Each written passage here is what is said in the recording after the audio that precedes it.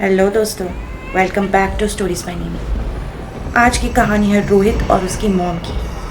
दोनों बहुत ज़्यादा खुश थे क्योंकि उन्होंने एक नया घर ले लिया था लेकिन उन्हें नहीं पता था कि इस घर में उनके साथ क्या होने वाला है।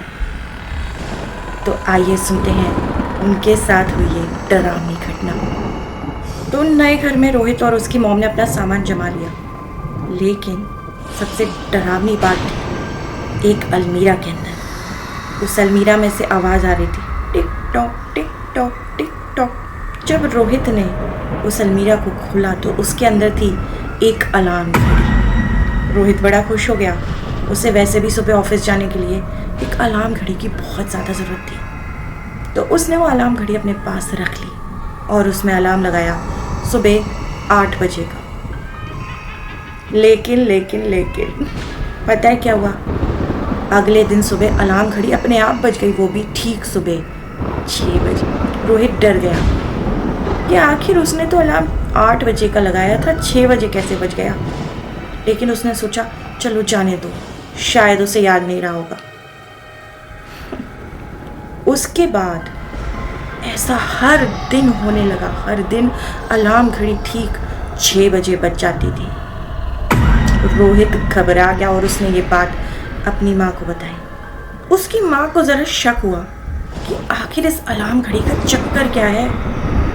दोनों ने कहा कि चल ये अलार्म घड़ी मुझे दे दे और मैं इसे यूज़ करके देखूंगी। उसकी मम्मी ने लगाया अलार्म 5 बजे का, लेकिन अलार्म बजा ठीक 6 बजे।